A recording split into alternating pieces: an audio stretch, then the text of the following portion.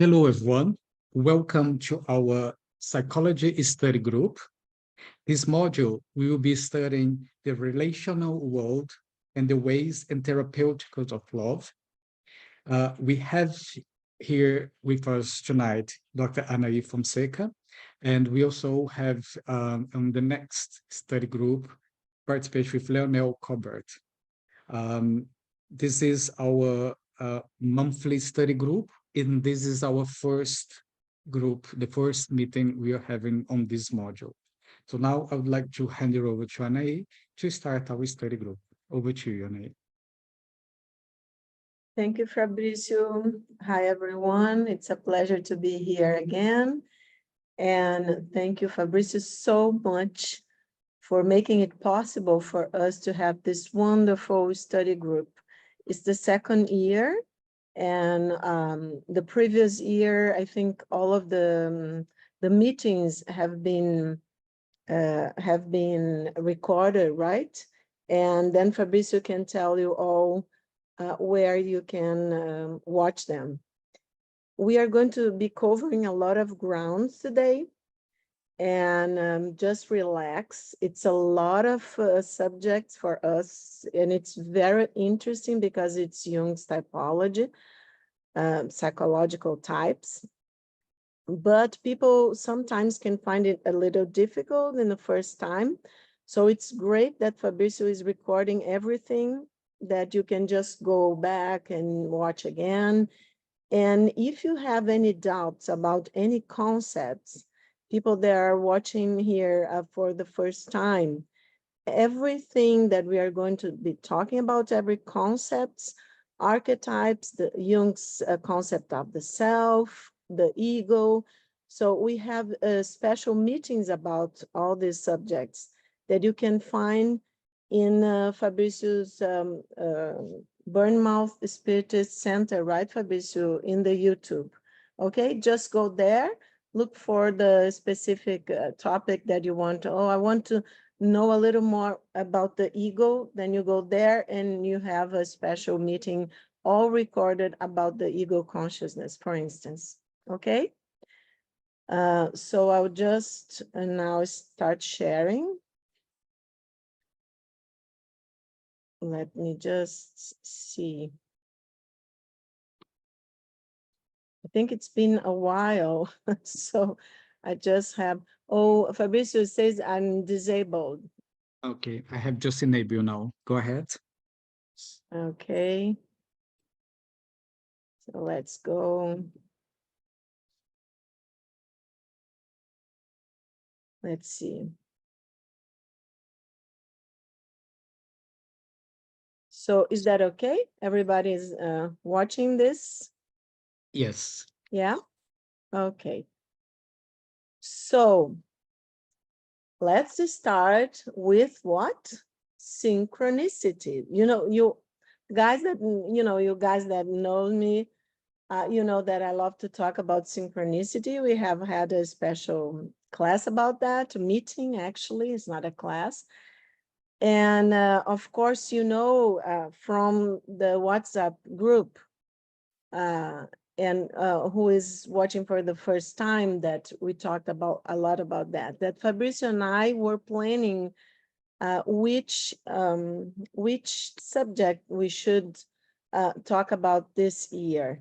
And remember, everyone, that we are talking about, it's a self-discovery group, and it's based in Spiritist knowledge given to us by the wonderful light teacher, the spirit of Joannei de Angelis, psychographed by Divaldo Franco here in Brazil, in Bahia. So she has a complete psychological series where she bridges psychology, the psychology that here on Earth we have developed up until now, using a lot of Jung with Spiritist knowledge, okay? So I have been talking with Fabrizio, and I was, people that are from abroad know that here in Brazil now we are in summertime. And I'm talking to you guys from the very south of Brazil. My state is called Rio Grande do Sul, and it's a border with Argentina and Uruguay. We are the Gauchos people, Gauchos land, we say. So, so this was, I was walking, it's our summer, but I think our summer here in the very south of Brazil is kind of similar to England, right? And I'm looking at Anne here, and people from Silvia, people that live in England. So this is a beach by, it's very close to Porto Alegre, our capital here. And look at the sky. It reminds me in England, when I'm in England, sometimes in London, the sky is like this, very cloudy, right? So I was walking by the beach and then thinking about, well, Fabrice and I are thinking about the study group this year. What does Joanna want me to talk about with people in this time? Since our last meeting in December, a lot of things happening in the world, crazy wars and things like that. So what should we talk about? And then suddenly it was kind of the first walks by the beach, because I had just arrived here. And then suddenly I looked at, I think you could call a pier, right? Or something like that. People go to fish, right? I used to go in this pier when I was little with my father, grandfather, grandmother. And I would love to look at the moon at night, and people go fishing there. And suddenly I looked at it, and I don't know if you can see, but the ocean, that it's very, very strong here in the very south of Brazil. We have had all around the globe, a lot of climate changes. So there had just been some, like a month or two previous to this time, a lot of storms here. And look what the ocean did to the pier. I don't know if you can see here. Can you see the arrow Yes. here? So the connection fell apart because of a very big storm and very big waves. And look, people, this part of the pier that it's right far away in the ocean, and it's disconnected to the larger part now, it's in a round shape. So of course, people that have been in the meetings know already that we talked a lot about symbols, and a round shape deep in the ocean. Let's just think together, deep in the ocean. And the ocean has all this symbolism of the unconscious. So what are we talking? What kind of consciousness? It's very, very deep in our psyche. You know, that it's connected with all the archetypes, the collective unconscious, the transpersonal dimension of the psyche is Jung's self, capital S, right? And many times it represents itself in dreams, for instance, in circles. So of course, I thought of all of that. And I thought, well, if we could say that this part of the pier represents parts of our psyche, especially the part that it's in the land, right? Here, as we are, our psyche, it's here at this moment in time and in space, living this experience with our ego complex. We are going to be talking a lot about our ego because, of course, we are going to be talking about functions of the consciousness when we talk about psychological types.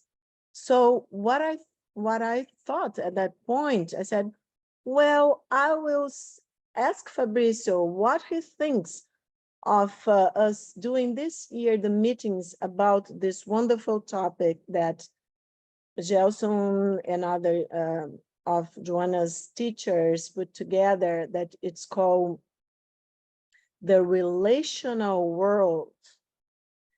And it's so wonderful, and because exactly the synchronicity of the pier that I used to go since I was a child, being disconnected to the part that it's very far on the ocean because of strong waves, because of this ocean, this turmoil, because of the storms that we are all going through.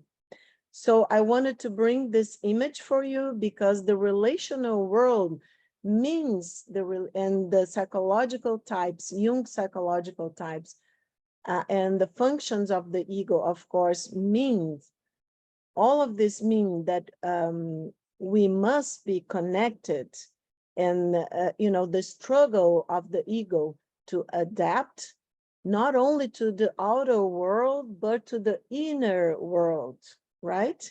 And if we get disconnected from, if the ego like ignores the self and gets disconnected from this higher consciousness that Joannei de Angelis tells us that it is the spirit, that Jung's self, capital S, is our spirit, okay?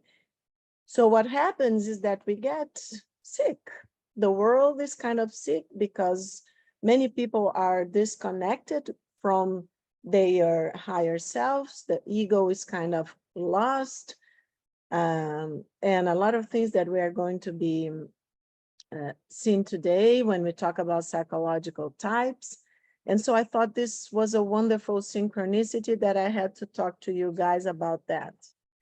And this was later on, it was last week when I was walking in the same beach that what I have when I'm right now. And then I just look at the sky and I saw this beautiful light because it's the sunset. And I thought, well, the sun, but it could be, early morning. And I thought, well, we need more light. We need light that illuminates this ocean, our unconscious. We need more light to dissipate all this shadow that still persists in our world.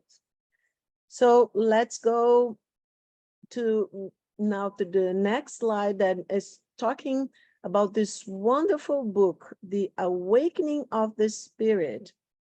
I have just recorded a podcast that we have about Joannei de Angelis, and it's also in English. It's a lot of people involved, and Fabrício, Jussara, and Marcia, and a lot of people in the United States, in Europe, that are in this struggle to take this light that Joannei represents and her teachings to the world.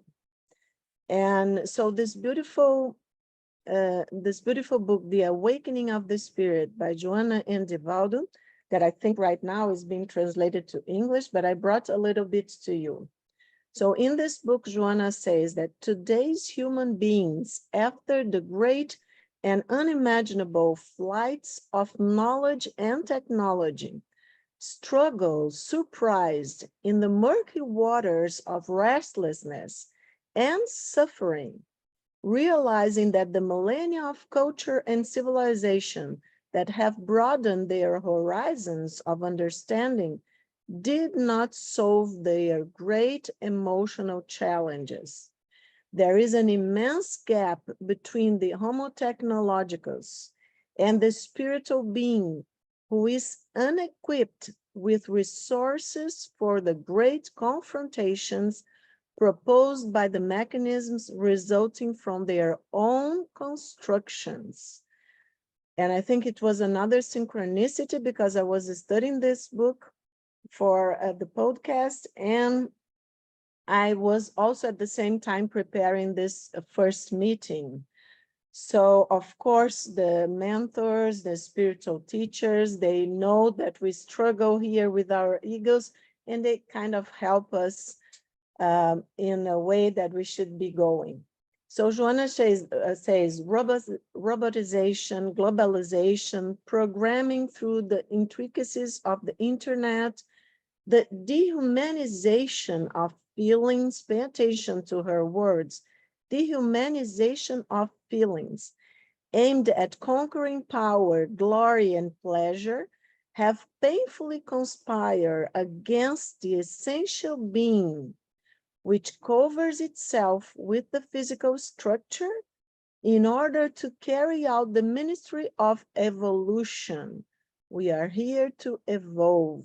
We are in a very quick, actually, experience in the flesh. So let's not waste it, right? So, and Joanna goes on, as an inevitable effect, there are glories of the mind and abysses of shadows of feeling. She says that the human being aiming to promote the ego to the detriment of the self moves away from the divine psyche, its origin and its goal. So we have to remember that the self, Jung's self, capital S, is the spirit. So what's Joanna telling us? To pay attention that all of us, when we aim to promote the ego to the detriment of the self, of our spirit, and of our all the knowledge, the wisdom that there is in our spirit, we move away from the divine psyche, its origin and its goal. So our origin and our goal. So she says that the human being is a complexity of transcendent values that merge in depth, having their matrices in the inexhaustible sources of cosmic life. Any attempt to reduce it to merely organic equipment does not achieve the objectives essential to an understanding of its reality. A vision, however, more appropriate for his analysis is that which arises from the three-dimensional being, thinking energy, or what we call psychosoma, or subtle body. Sorry, thinking energy, psychosoma, or subtle body, and body. So these three dimensions, or more legitimately, the spirit, perispirit, and matter, according to Allan Kardec. So, okay, we are thinking energy, so the spirit, psychosoma or subtle body, perispirit, and what we call in the spiritism knowledge, perispirit, and matter, so our body.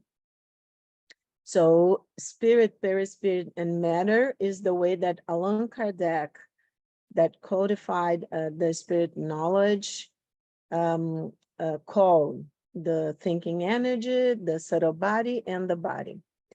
Because mental, says Joanna, verbal constructions and actions move from one vibratory field to another with a different structure, instilling the inevitable results in the organic, emotional, and mental equipment. So I do hope that all of you, even if it's kind of, we have not much time here, but please go and check in Fabricio is going to put the recorded edition of this meeting in the WhatsApp group. Please look again, because this is very, very important. I think most of you know that I'm researching the collective unconscious. So in the YouTube and other places, I have been watching, listening to a lot of people. And there's a kind of confusion about concepts and about what is our, for instance, our spirit, I've seen a lot of people talking about our divinity, about this struggle that we are in a moment. I've seen a lot of very intelligent, very wise people talking about like the struggle to maintain our divinity, for instance, and a definition of that. We're going to be talking later about that. But I see few people talking about the spirit, okay? And we have in the Spiritist knowledge a lot of information, If we put together Divaldo Franco and Francisco Cândido Xavier, the greatest mediums that we know of, because of all the kinds of mediumship that they present, and unfortunately, they are still pretty much unknown to the majority of people around the globe. So I do appreciate that we have a lot of people here today, and Fabrizio tells me that much more people watch this, the recorded meetings, in other times because of different in time around the globe. But I think we should all, really don't have any preconceived ideas, because a medium writes, there have been wonderful mediums. We have Edgar Cayce in the United States. We have a lot of, actually, Spiritist knowledge started in France, right? And we have a lot of mediums in England, in the islands, and a lot of places around the world. We have Sir Arthur Conan Doyle in England studying a lot and wrote a beautiful book, History of Spirituality, I think, in the 20th century, something like that. A wonderful book. So we have lots of mediums around the globe.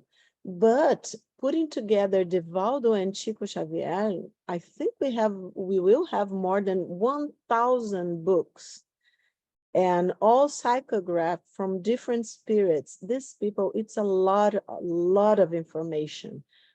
So, I think all of us that start reading and starting getting interested in all this knowledge that is being channeling, and from a lot of different places, but especially here, that we have these wonderful mediums that really psychographed a lot of books with so much information that I think the world needs. So thank you so much for being here and interested in that. So let's just go ahead. So Joanna says that knowledge of the spirit as a basic reality of organic existence provides an understanding of the objectives that must be sought during carnal life, a necessary stage in the process of evolution, through which the germs of wisdom and love in them blossom.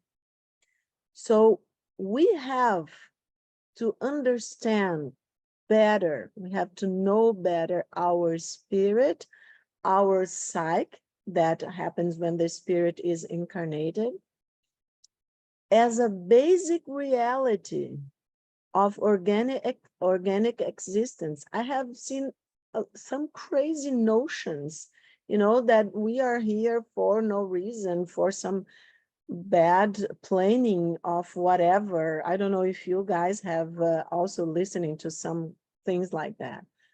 But bad planning of what? Of the source of some other spiritual source. And it's really a shame, because people don't understand, and that's Joanna's struggle and other light teachers and mentors, so that we can understand that this life is precious. I have also seen a lot of people talk about a simulation, especially in the United States. A lot of people are talking that we are in a simulation, talk about the matrix and all of that. It is you could say the simulation from the point of view of the spirit, but from the point of view of the psyche, of the soul, it is pretty much a very important reality that we are living in. One thing doesn't exclude the other. The spiritual dimension is pretty much connected to the organic dimension, to this three-dimensional dimension. If you remember, and people can go there and look, when we talk about the unus mundus, the archetype of a totality, so matter and the psyche, according to Jung, are only different sides of the same coin. And what is behind all these experiences? It's the spirit, it's the evolution. It's such a wonderful, such a wonderful opportunity to be able to be reincarnated here at this moment when we know there is an awakening of the spirit, as the title of this wonderful book by Joannei de Angelis. So it's a necessary stage, this carnal life, in the process of evolution. Remember that. And let's go ahead. So psychological types. This is C.G. Jung, the collected works. So it's volume 6, when he talks about the psychological types. It's from 921, that year, okay? And he had been studying like for 20 years and developing this idea of psychological types. So I brought to you a small, it's actually, I of course made a resume of this article, and you can look here on the bottom for, it's from the IAAP, International Analytical Association, okay, for analytical psychology, sorry. And so you can look at the link and you can go and find the article yourselves if you want to go further. And it's an American analyst, John Beebe. And I think this article is wonderful because it gives an overview, okay, of the history behind and the development of the concepts for Jung, in Jung's personal development. So John Beebe says that the concept of psychological types, which we can define as the regular differences in the way people become aware of and try to cope with their psychological issues. So I just repeat because this is very important. The concept of psychological types, which we can define as the regular differences. Psychological types are the regular differences in the way people become aware of and try to cope with their psychological issues, even when they are dealing with challenges to psyche that are similar, is a distinctive contribution of C.G. Jung to the development of the death psychology. Jung focused on the basic principle that in relating to the psyche, we are what we are observing. So we are talking about the ego, okay, our consciousness. So Jung focused on the basic principle that in relating to the psyche, we are what we are observing. So who is observing? The ego, right? Because the ego is the center of our consciousness. Therefore, our personal equation must be taken into account when we look at our complexes and the complexes of others who are sufficiently significant to us to become, in effect, parts of our own psychological life. This is very important. So as I told you before, if people are not very familiar with the Jung's theory of complexes, okay, you should go there, and Fabrizio has put in the WhatsApp group and also in his Bournemouth center that you can go, and Fabrizio can put the link also, right, Fabrizio, of the YouTube channel of your Spiritist Center, so that people can go there and look at the meeting where we talked about complexes, okay? But what is important, that our personal equation, the way we are, we constitute each one of us, our psyche is like formed, okay? It's a very, very own personal equation, because it's our personal experiences in this life. And of course, as we've seen before, many times, according to Joannei de Angelis, a lot of our complexes are actually are issues that come from past lives, okay? But let's go here, what John Bibb says, that therefore our personal equation must be taken into account when we look at our complexes, because we are observing, and we are what we observe and how we integrate what we observe. So when we look at our complexes and the complexes of others, remember the mechanisms of defense, one of our past meetings. So we are always projecting onto others and introjecting stuff from one another in this relational world of ours, okay? So he says that our personal equation must be taken into account when we look at our complexes and at the complexes of others who are sufficiently significant to us to become, in effect, parts of our own psychological life. Because when I connect to others in an emotional and with intimacy, in an emotional way and with intimacy, I will have a personal representation of this person inside, let's say, in my unconscious, in my personal unconscious, in my psyche, okay? So of course I will be relating not only in the outside with this person, but also with the unconscious image of this person in my psyche. And also people see that our unconscious connect to each other, right?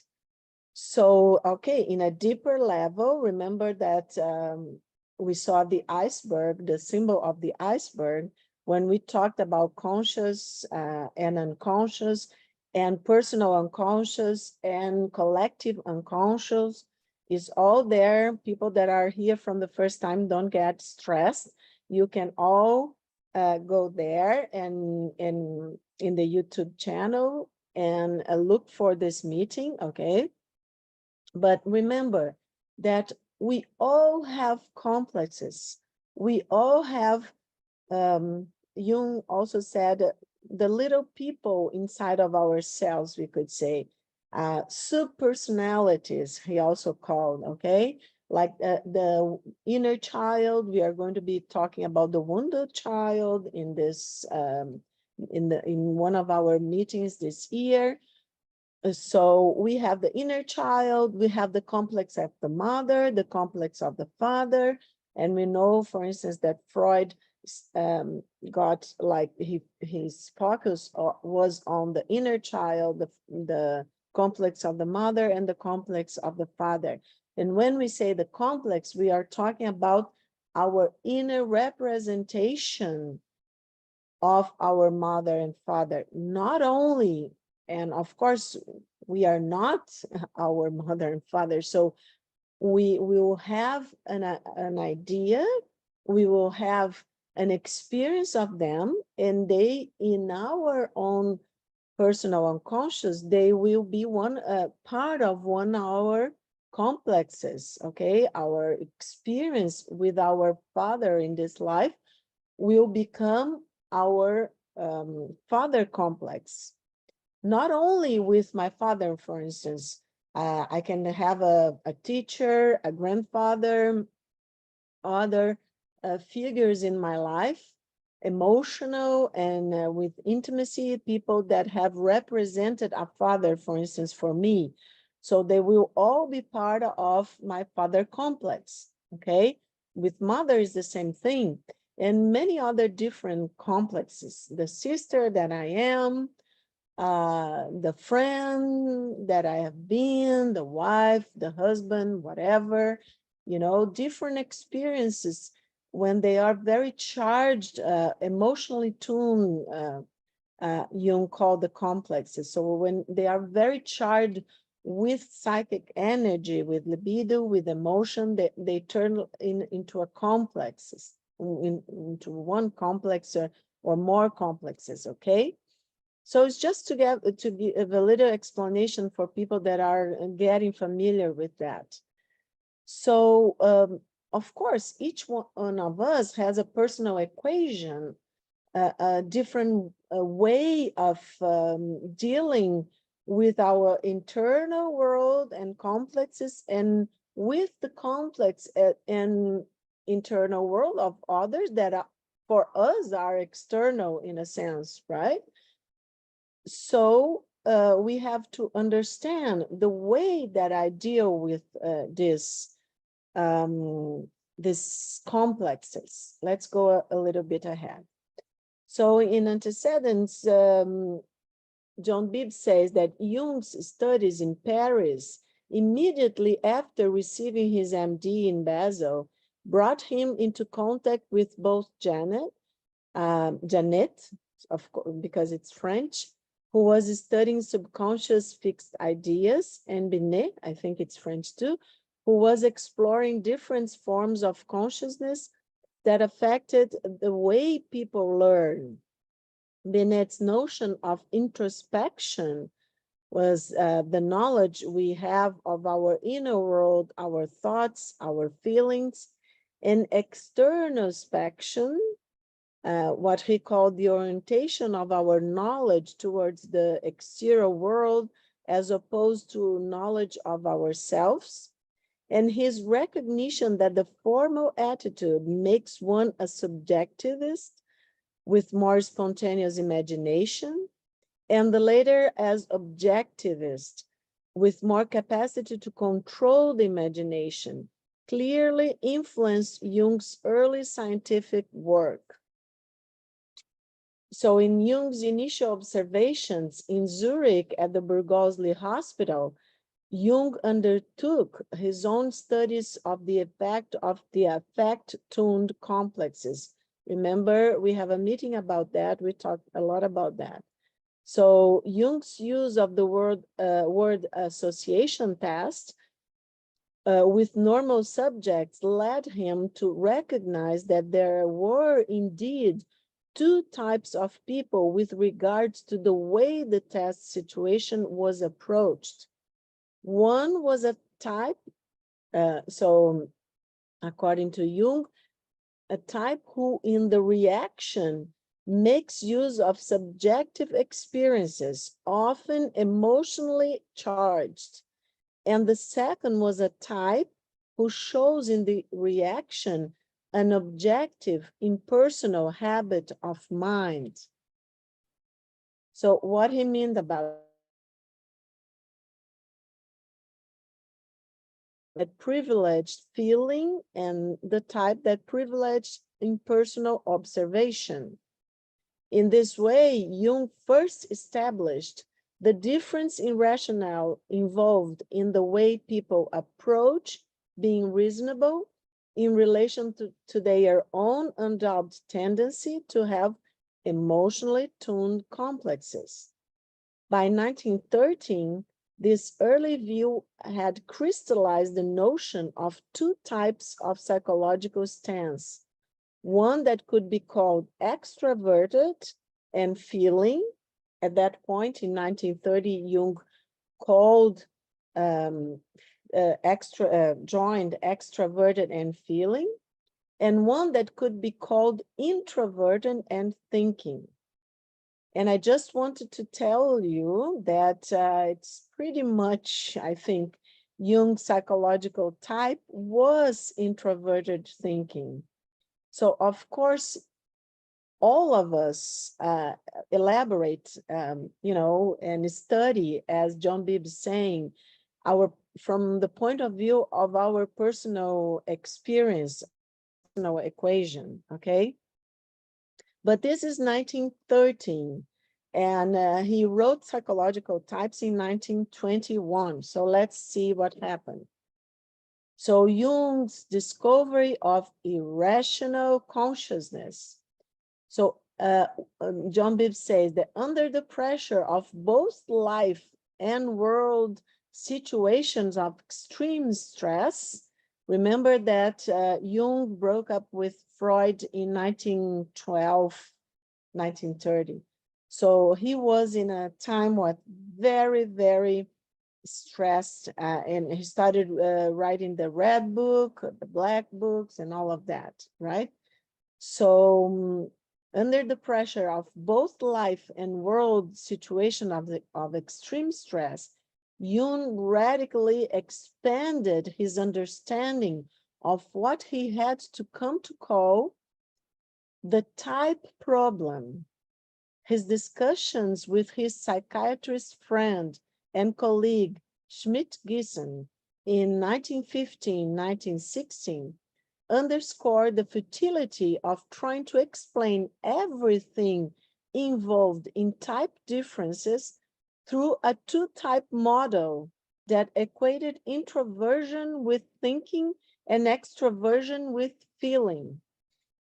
Mozart's postulation in 1916 of intuition as a third type of consciousness, and Jung's own long-standing suspicion that sensation might be a consciousness that is not just a subset of feeling, led him to begin to think in terms of two axes of consciousness. One rational, composed of thinking and feeling, and one irrational, composed of intuition and sensation. And to realize that these axes describe the functions of consciousness, which could still be used in one of two ways: the extroverted way that required a privileging of what is external to the observer, and the introverted way, which requires intensive attention to subjective experience of the observer. Let's go little by little, don't get stressed. Drink your tea. I don't see anyone with cup of teas. I think it's nice. And you should have a cup of tea. You are in England. Okay, let's go ahead. So Jung's differentiation of typology. By the time this enlargement of Jung's perspective of the type problem had differentiated itself, Jung had also clarified the difference between interpersonal object relations, as we are doing now, so relations to others and the world, and intrapsychic object relations, relations to the internal perspectives at the core of the person's complexes. Jung was now calling archetypes. Remember that the core of our complexes, in the core of our complexes are the archetypes, ancient forms in the depths of the psyche, okay, where he called the collective unconscious. So in this way, Jung added to the four functions of consciousness the two basic attitudes toward actual others and toward enduring mental representations against which relations to actual others could be measured, that had originally oriented him to the type problem. So let's see how it, where he finally gets to the typology. So Jung's other findings were that there is a dominant trend of consciousness that can be typed as rational or irrational, introverted or extroverted. So our main function, okay, in conscious, that it's pretty much conscious. And in terms of its function, discriminated as to whether it uses sensation. So this is very, very important. So what is the sensation, the function sensation? So the sensation tells us that something we are attending to is through our sensations, our senses. So we understand something that we are focusing on inside of ourselves or outside of ourselves, attending to is, to our senses. The thinking function, which gives it a name, is pretty much rational. The sensation is irrational. The thinking function is rational and gives a name to things. The feeling function, that it's also rational. It's not about a feeling, but it's a feeling function. And the feeling function tells us what it is worth. So it values what we are focusing on, okay? It gives a value to what we are paying attention, focusing on, inside of ourselves or outside of ourselves. And intuition, which tells us where it is going and thus what it portends, okay?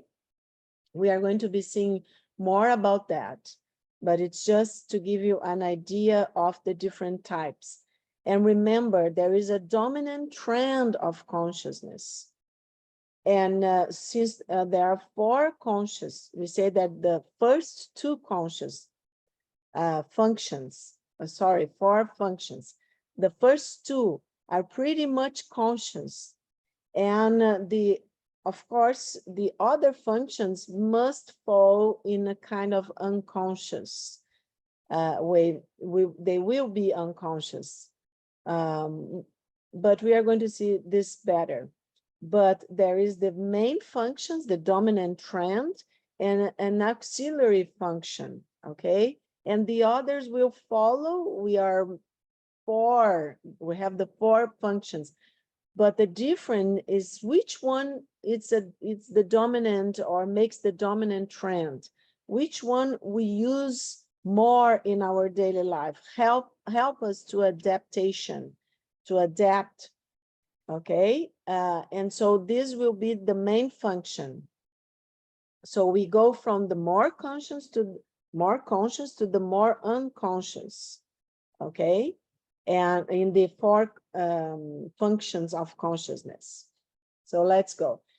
So analytical applications, this typology not only enabled Jung to understand the basis of the type problem, but it became a powerful method for analyzing the conscious attitude, an essential basis for understanding the relations of the ego to the unconscious, the core subject of his analytical approach to psychology and psychotherapy.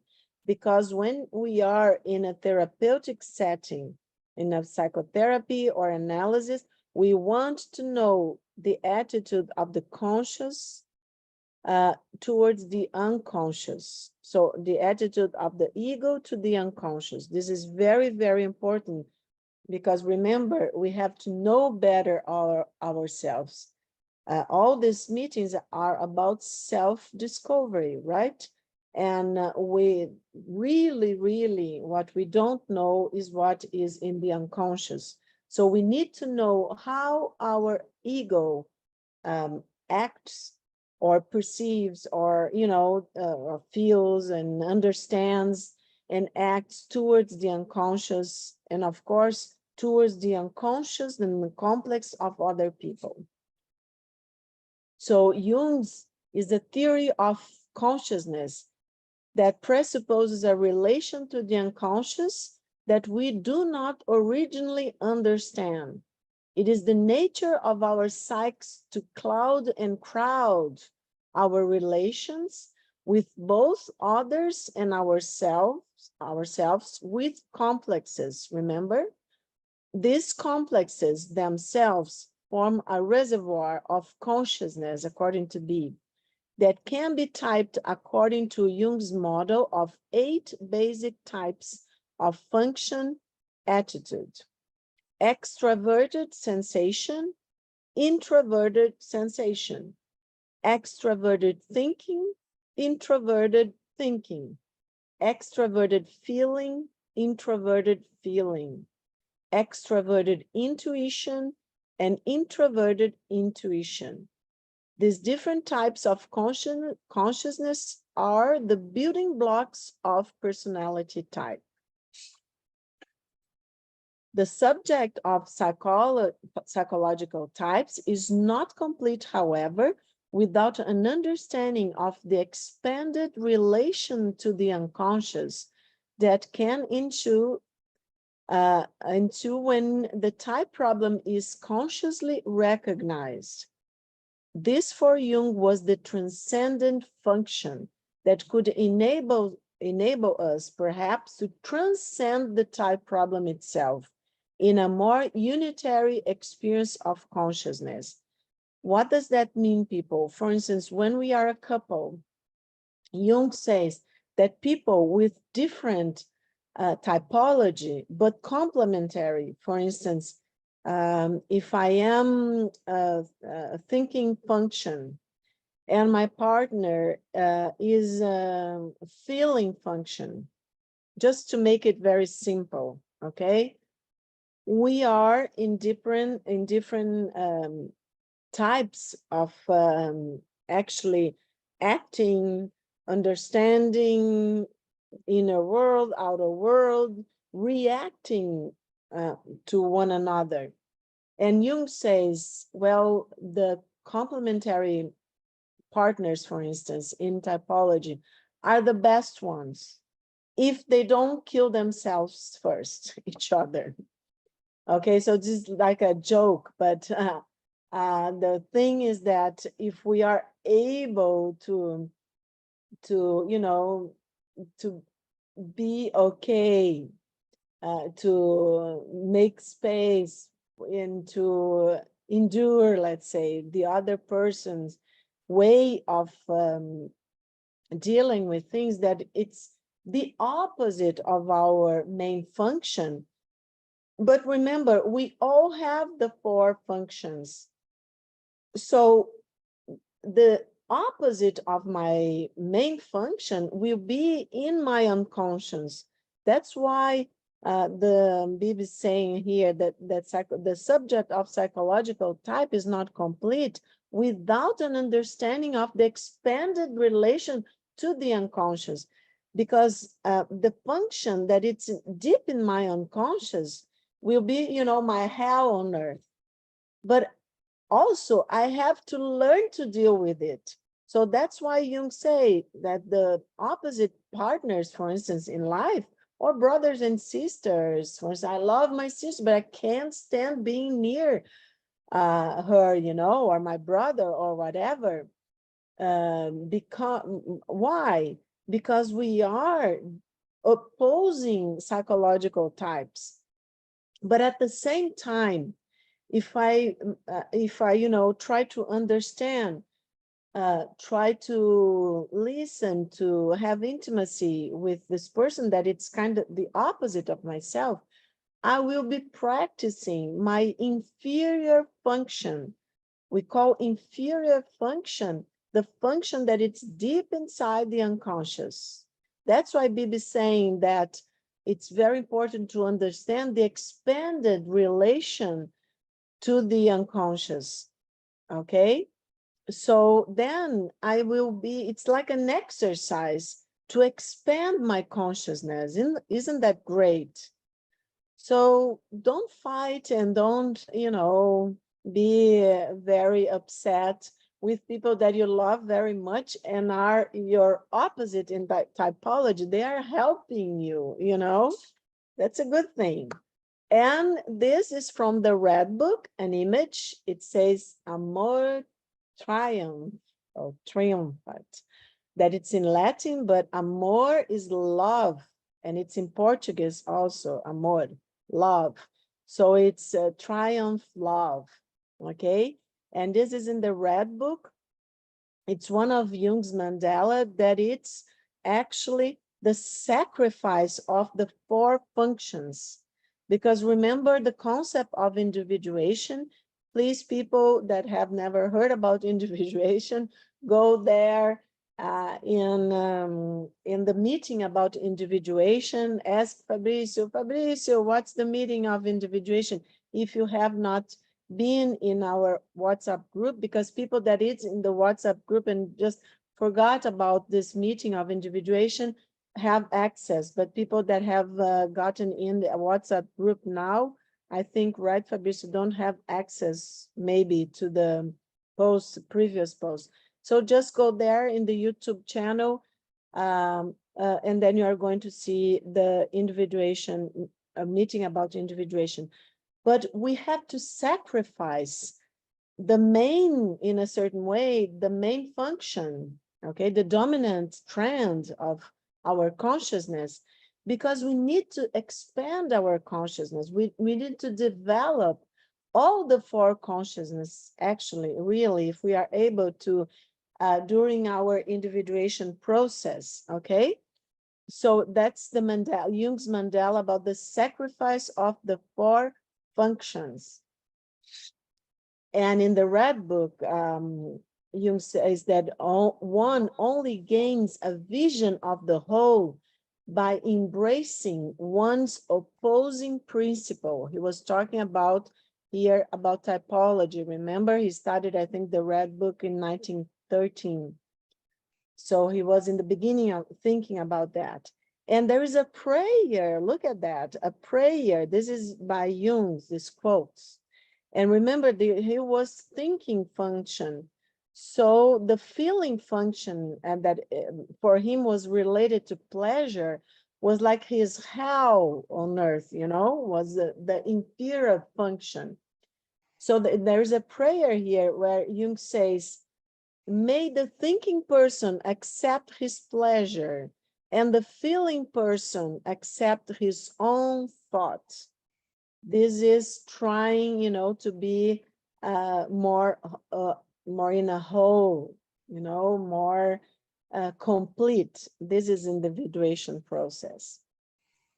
So in psychological, this is from reading the red book by this author and Rob, and he says that in psychological types, Jung places the realization of unconscious contents at the core of analytic therapy, because it is only through such realization that compensation may be reestablished. Because when we are very partial on something, we can't, you know, other things go deep into unconscious, so we dissociate and we are not whole, we are dissociated. That's why we were talking last year about all this fight going on, about all these neuroses that make us dissociate and project onto other, of course, aspects of our own unconscious.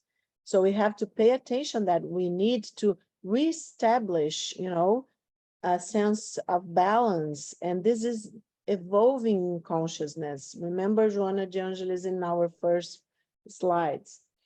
So, and we need compensation. So Jung observes that one's contrary functions and attitudes are excluded from consciousness, and their energy builds up in the unconscious until the repressed unconscious contents break through in the form of dreams and spontaneous images. Okay. So now it's easier because we have talked a lot, and now we can find this in the Google Images. Okay, there are lots of images about that. So just a little difference between Jung and Freud, that Jung about the nature and purpose of the libido, a generalized source of psychic energy, motivating a range of behaviors for Jung. For Freud, a source of psychic energy specific to sexual gratification. The nature of the unconscious for Jung, a storehouse of repressed memories specific to the individual and our ancestral past, and for Freud, a storehouse for unacceptable repressed desires specific to the individual. And the cause of behavior for Jung, past experiences in addition to future aspirations, and for Freud, past experiences, particularly in childhood. So psychological types, extraversion and introversion are central trait dimensions in human personality theory. Extraversion, also spelled extroversion, tends to be manifested in outgoing, talkative, energetic behavior, whereas introversion is manifested in more reflective and reserved behavior. Jung defined introversion as an attitude type characterized by orientation in life through subjective psychic contents, and extroversion as an attitude type characterized by concentration of interest on the external object. You can find this in Wikipedia. It's very simple. And some images of an introvert and an extrovert person. Introverts like to be alone many times with among nature, and extroverts like people and talk. And extroversion and introversion are typically viewed as a single continuum. So to be higher in one necessitates being lower in the other. It's not fixed, all right, people? Jung provides a different perspective and suggests that everyone has both an extroverted side and an introverted side, with one being more dominant than the other. Virtually all comprehensive models of personality include these concepts in various forms. Examples include the Big Five model, Jung's analytical psychology, and for instance, the Myers-Briggs type indicator, and some others that you can see there. So extroversion, a person can be more like ambiversion, and introversion, it's just like about intensity, okay? And what's predominant in the consciousness, the attitude. Extrovert and introvert, some other images. Introversion seek less stimulation, recharge, reflect in quiet, think before speaking, value one-on-one friendships, favor independence, avoid center of attention, being center of attention, value deep experience. Extroversion, seek greater stimulation, energize around people, think out loud, large social network, thrive in teams, crowds, enjoy being center of attention, value broad experience. Extrovert preference, talk out loud to sort through their ideas, communicate freely with anyone about themselves, visibly gregarious, prefer communicating on the telephone or in person, usually prefer getting input from as many people as possible. Introvert preferences, think things through before speaking, openly talk about themselves with people they know and trust, visibly stay in the background, prefer to communicate in writing, including email exchange, prefer one-to-one conversation over meetings. And the types, so we have thinking, extrovert thinking. The person is analytical, strategic, plans, implements, organize others. Introvert thinking, a person is contemplative, discovering, theoretical, seeks self-knowledge. Extrovert feeling, the person is sociable, sentimental, seeks personal and social success. Introvert feeling, inaccessible, enigmatic, self-contained, seeks inner intensity. Extroverted sensation, the person is practical, hands-on, pleasure-seeking, hard-headed. Introvert sensation, the person is intense, obsessive, detached, connoisseur, expert. And intuition, extrovert intuition, the person is adventurous, innovative, seeks novelty, propose change. And intuition, introvert intuition, the person is idealistic, visionary, esoteric, mystical, aloof. Examples of the 8 Jungian types. So for thinking, introvert thinking, philosophers, theoretical scientists, some inventors.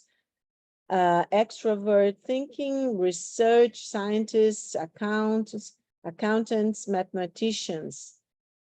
Introvert feeling, subjective, movie critics, art appraisers. Extrovert feeling, real estate appraisers, objective, movie critics, for instance. Attitude sensation, artists, classical musicians. Extrovert sensation, wine tasters, popular musicians, house painters. And introvert intuition, prophets, mystics, and religious fanatics, maybe. Extrovert intuition, some inventors, religious reformers. And we have extrovert thinking type, objective, dogmatic, tend to repress emotions, interested in learning about the external world. Introverted thinking, intellectual, tend to repress feelings, have a great need for privacy, may have difficulty getting along with others. Extroverted feeling type, sociable, highly emotional, sensitive to the opinions of others, tend to conform to tradition. Introverted feeling type, experience strong emotions, but tend not to express them openly. Thoughtful, quiet, may appear withdrawn and mysterious. Extroverted sensing type, outgoing, pleasure-seeking, adaptable, open to new experiences. Introverted sensing type, calm, passive, artistic, may appear detached from the world around them. Extroverted intuition type, creative, tend to rely on hunches, drawn to new ideas, good at motivating people. Introverted intuition type, visionaries, daydreamers, tend to develop unusual ideas, may seem eccentric to others. Well, we are not going to have time today. We have a second meeting with Professor Lionel Corbett, that he will be talking about psychological types and spirituality. And if you want, we can go, if we have some time, I would talk with Professor Lionel, because this is a lot of material. And we can go, this is just a suggestion. It's lectures on Jung's typology. It's a beautiful book, and it's quite easy, actually. It's Marie-Louise von Franz talks about the inferior function, and James Hillman talks about the feeling function. Okay, I will just stop sharing a little bit, and please. No, sorry. I can't stop sharing because I want you to. I want to show you something here. Before we go to, we have like 15 minutes of questions. I will just go and I'll start sharing again with you in one moment.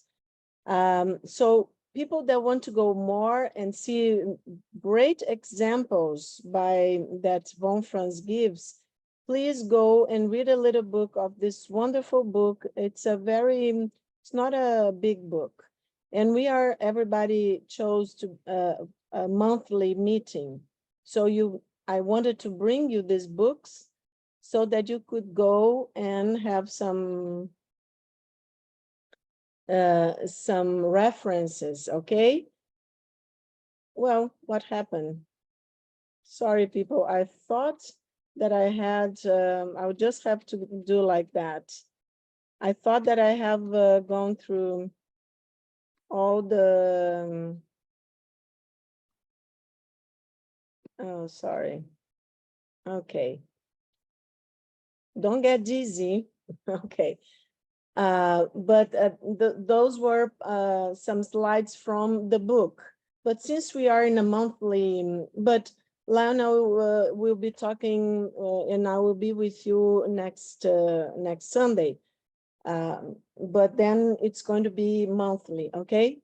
So if you have any questions, and if you want, I can put this PowerPoint in our WhatsApp group, so everybody can go through.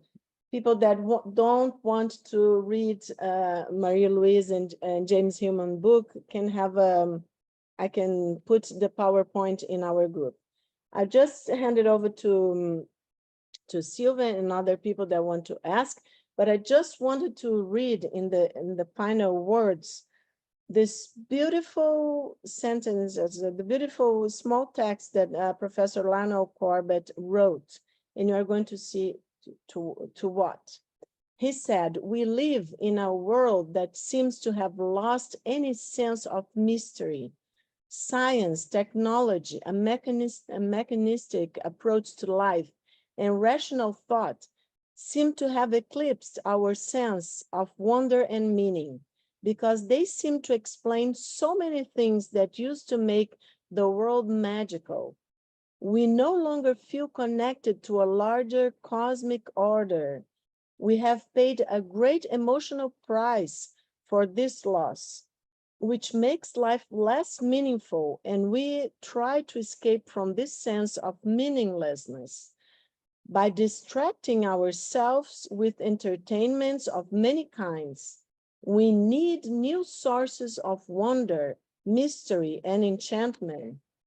Fortunately, there are deep mysteries to be explored.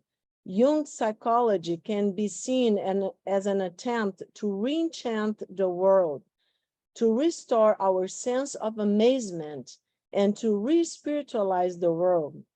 He recommends that we do so by exploring the endless depths of the inner world in dreams and visions. By doing so, we expand our consciousness and satisfy our need for a connection to the spiritual dimension." Where can you find this text? The whole of it? In this site that a lot of people said that would love to meet us and to be together. And, you know, Brazilians hug a lot, but don't be afraid. We don't need to be so extroverted. That for people that are introverted, we can respect each other. But so we've put together this year a program that is called Jung in Brazil, Spirituality and Culture, Searching for the Spirit of the Depths in Modern Times. And it's going to happen in Brazil this year in August from the 18th to the 23rd. At Canela, up in the mountains here in my state of Rio Grande do Sul. If you are interested, I will put the link in our WhatsApp group, and you can just take a look and see if it interests you, okay? But the idea is to study more together and to prepare ourselves, and Fabrizio may talk a little bit about that later, about probably a meeting in London next year, right, Fabrizio? And thank you. This is a small, I was in a very beautiful park in Canela and giving goodbye to people from this heart. Of course, by now you can understand, or maybe some of you can ask, what's Anahy's psychological type? I dare you to try to discover. It's not very difficult. Okay, people, so I'll stop sharing. So we have some minutes. I'm sorry, we are not going to be able to have 30 minutes. I can stay, but I know that you are very tired because you are like some hours ahead. But Fabrizio, do you want to talk before Sylvia? I think she's the only one that it's with her hand raised. I think you can hand it over to Sylvia. Sylvia. Okay, Sylvia, go ahead. Okay, thank you. I'm trying to, I have so many questions, it take 2 hours. But just very quickly, when you're talking about the dominant, we had the 4 functions, but there's always one dominant. And the question that I have is, how can we see in ourselves, perceive which one is the dominant? And does it change according to experiences, to life and everything? Sometimes can we have the one inferior and another? And also I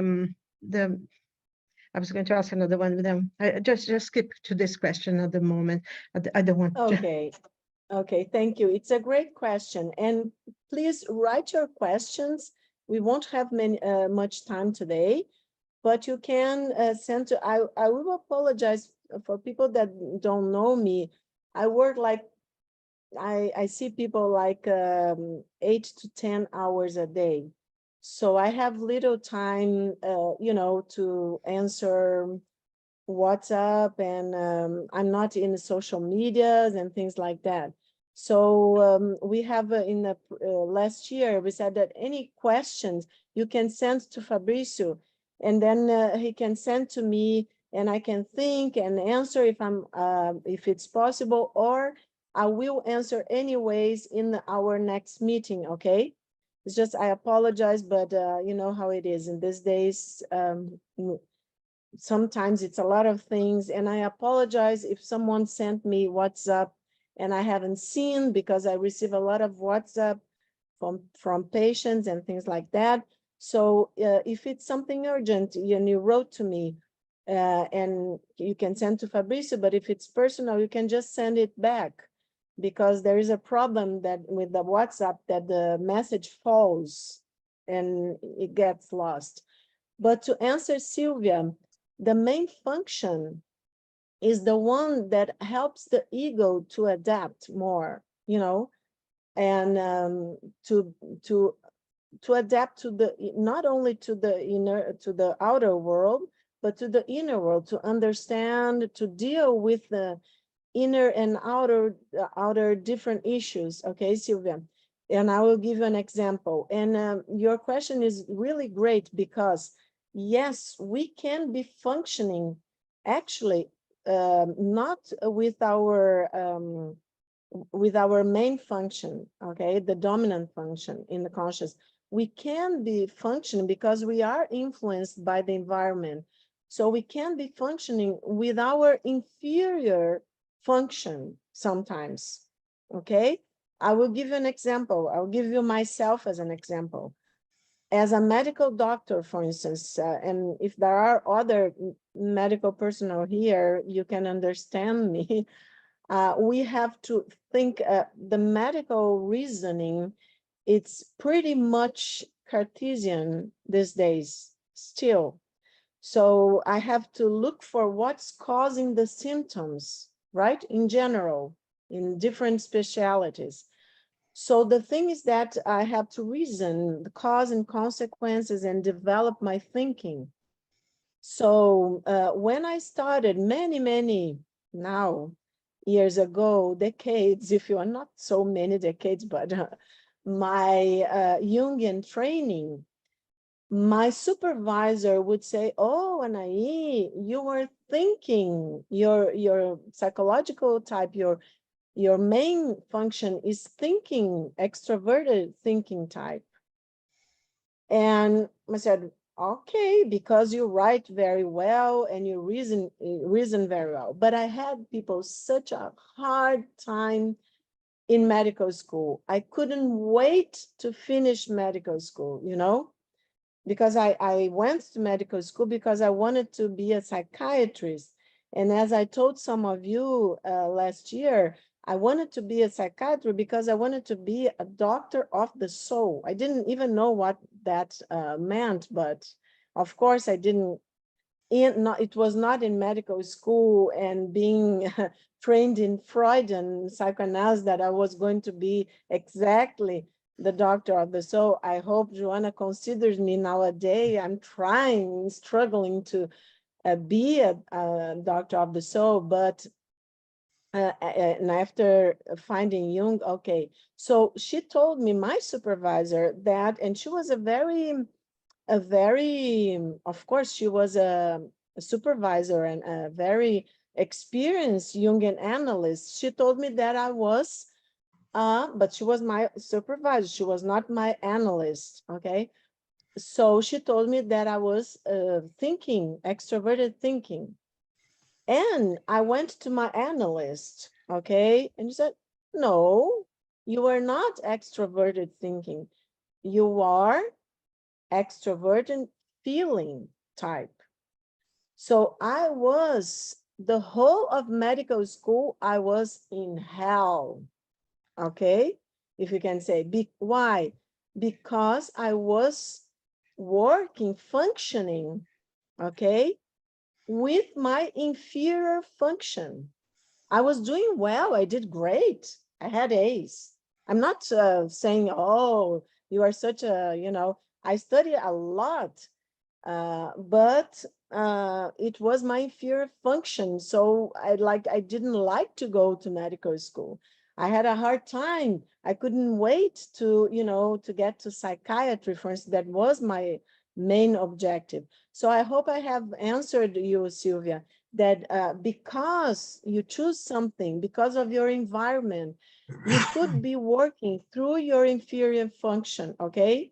And then since you individuate in your individuation process, hopefully you get to develop and you get to allow yourself, let's say, to or even realize that actually your main function is not that one, that's your inferior function, and that's why you suffered so much, but that and allow yourself, in my case, to work with the my main function. That's why I'm here with you now, guys. Yeah. And not writing a lot of, you know, I'm researching, but I have colleagues that work with me. Because for me, I write very well, but it's like hell, okay? So I think Thelma was the other one. Just very quickly from your what you said, Anahy, I'm sorry. Just very quickly from what you said. So if you introvert and introvert, they cross over as well. It's more or less the same thing. You know, you can be both. Yes. Different situations. Okay, thank you. Thank you. Sorry, everyone. Yes, and you are going to see the extroverted feeling has introverted thinking as inferior function. Is it's the opposite, okay? You have you write your questions, and I will put the PowerPoint in the WhatsApp group, and you can read what Marie-Louise von Franz said about, and I have made for you the slides about that. And then if you still have questions, then just send to Fabrizio, right, Fabrizio? Or write down to remember we can start with questions next meeting. Mark, please, was there any other person with the hands up? I think we still have some little time. Hi, Anahy. Hi. Thank you. Right. Hi. Thank you for your presentation. Actually, just a simple, brief question. When you were talking about Moltzer and the addition of intuition, could you just do you have the first name or a book, or I missed like. Oh, just that was John Bibb's reference. I can put in for you, because he was doing an overview. I can't remember the first Mozart's first name, but he wanted to tell people the authors that Jung was in contact with and that he was reading. So Jung pretty much started reading and talking, you know, and with these authors that John Bibbs refers to. But in the link, Mark, that I put in the bottom, you can see the whole of the article, Bib's article, and he has all the references, okay? Great. And I loved your line about your Just pursuit. ask What? me if I can send to you. Yeah, okay. And yes, and just an acknowledgement as a fellow pursuit of doctor of the soul. I have a strong orientation towards intuition. So that's also why I was asking. So again, thanks for your presentation. Oh, great, Mark. Nice to see you here again. And intuition is my second function, so it helps me a lot sometimes. It helped me a lot during all medical school because, you know, since I was working through my inferior function, so intuition helped me a lot. Thank you. So I think I can't see any other hands up, and I think we are, Leslie, I will ask you, since we are right on time, and Fabrizio asked me to respect the time, if you can write down your questions, okay, and send to Fabrizio. It's very important thing, people, since we have only an hour and a half, and sometimes the topics are going to be long, that you can write, and we will always try to, in topics like today's, to leave some minutes, and we will have Professor Lionel Corbett, he can answer some of the questions too, next meeting, okay? We will try to leave like 10 minutes when we have so many questions, before we start the presentation or after, to answer questions, all right? Fabrizio, I think we are on time. Elsely, please write your questions. I thank you so much for having this, a lot of people. We are right on time and still with 44 people watching, and I apologize, but I tried to make shorter, as short as I could, but you know, it's a lot of stuff to cover in 1 hour. Thank you so much. Fabrizio, I'm handing over to you.